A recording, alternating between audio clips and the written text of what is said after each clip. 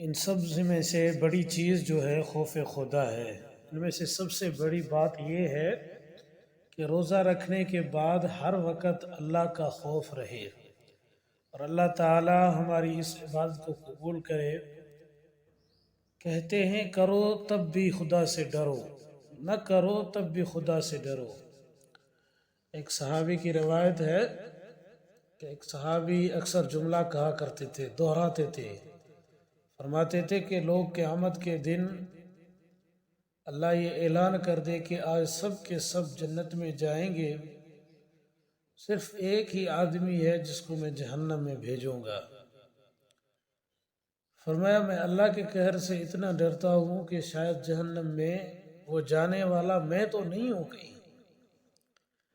اگر قیامت کے دن خدا یہ اعلان بھی کر دے کہ سارے کے سارے جہنم میں بھیجوں گا، ان میں سے ایک آدمی جنت میں بھیجنا چاہتا ہوں۔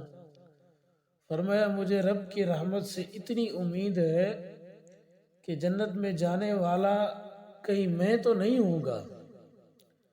ایمان آس اور ریاض کے درمیان کیفیت کا نام ہے۔ رحمت سے امید بھی رکھیں اور اس کے غضب سے ڈرتے بھی رہیں۔ مولانا عبدالشکور دین پوری رحمۃ اللہ علیہ ایک جملہ کہا کرتے تھے، اس کی قہارت سے ڈرو کہ قہار ہے، اس کی رحمت کے طلبگار رہو اس لیے کہ وہ غفار ہے۔ اس کی قہارت سے ڈرتے بھی رہا کرو، اس کی رحمت سے امید بھی رکھا کرو۔ روزے میں سے سب سے اہم چیز اللہ کی ذات کو، اللہ تعالیٰ کی ذات کی حضوری کا تصور رکھنا، یعنی ہر وقت یہ تصور کرے کہ میرا رب میرے ساتھ ہے، وہ مجھے دیکھ رہا ہے، چاہے میں عبادت کر رہا ہوں وہ دیکھ رہا ہے، چاہے میں گناہ کر رہا ہوں وہ دیکھ رہا ہے۔ حدیث جبریل میں مشہور سوال ہے، پوچھا گیا کہ محبوب احسان کیا چیز ہے؟ اللہ کی تو ایسی عبادت کر کے جیسے اپنے سامنے اللہ کے جلال اور جمال کا مشاہدہ کر رہا ہوں۔ اگر یہ کیفیت تیرے اندر پیدا نہیں ہوتی فَإِنَّهُ يُرَاكَ، یا تو تجھے دیکھ رہا ہے، ہاں اگر آدمی کی سوچ یہ ہے کہ میرا آقا دیکھ رہا ہے، میرا مالک دیکھ رہا ہے، تو یقیناً وہ غلط کاری کی طرف کبھی بھی نہیں بڑھے گا میرے دوستو۔ اس لیے گناہ وہاں کیا کرو جہاں خدا نہ دیکھے آپ کو۔ اب وہ جگہ تلاش کرو جہاں خدا نہیں دیکھتا، اور جب گناہ کرو اللہ کی زمین پر نہ کیا کرو۔ اب وہ زمین تلاش کرو جہاں اللہ کی زمین نہ ہو۔ اگر گناہ کرو تو اس رب کا رزق نہ کھاؤ، تو اس مالک کا رزق کھانا چھوڑ دو جس کی نافرمانی کر رہے ہو۔ اللہ کا رزق کھانا چھوڑ دو، پھر دیکھتے ہیں کس طرح کھاتے ہو آپ۔ میرے محترم دوستو بزرگو، جب اللہ تعالی جب تک ان چیزوں کی حفاظت نہیں ہوتی اس وقت تک اللہ کے ہاں روزہ مقبول نہیں ہوتا۔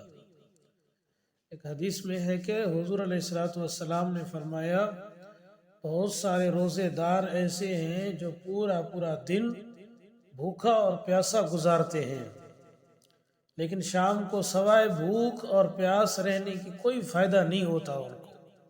علماء نے لکھا ہے اس کا مطلب یہ ہے کہ سارا دن بھوکے رہتے ہیں، پیاسے رہتے ہیں، یا تو اس کی وجہ جس کے سامنے بیٹھا روزے کا تذکرہ کیا کرے، میں نے آج سے روزہ رکھا، آج صبح کچھ نہیں کھا سکا، پانی نہیں پی سکا، جلدی میں دوڑا بھاگا، آذان فوراً ہو گئی، آج مجھے دہی نہیں میسر تھی، بس تھوڑا سا کھانا کھا پڑا، سفر میں تھا پھر بھی میں نے روزہ رکھ لیا۔ ہر ایک کے سامنے روزے کا اظہار کرتا ہے، یہ پورا دن روزہ کا پوسٹ مارٹم کرتا رہا، اللہ کے لیے اس نے روزہ نہیں رکھا۔ میرے دوستو، یہ بندوں کے لیے رکھا تھا۔ خدا اعلان کرتے ہیں قیامت والے دن، جس کے لیے تو نے روزہ رکھا تھا جا صلہ بھی اس سے تو مانگنا جس کے لیے تو نے عبادت کی تھی۔ کسے قرآن پاک میں آیت ہے فویل للمصلین، ایسے نمازیوں کے لیے بھی ہلاکت ہے۔ روزہ رکھنے کے بعد روزے کے آداب کی بھی رعایت نہیں کی، اور نگاہ کی حفاظت بھی نہیں کی، زبان کی حفاظت بھی نہیں کی، ہاتھوں کی حفاظت بھی نہیں کی، پاؤں کی حفاظت بھی نہیں کی،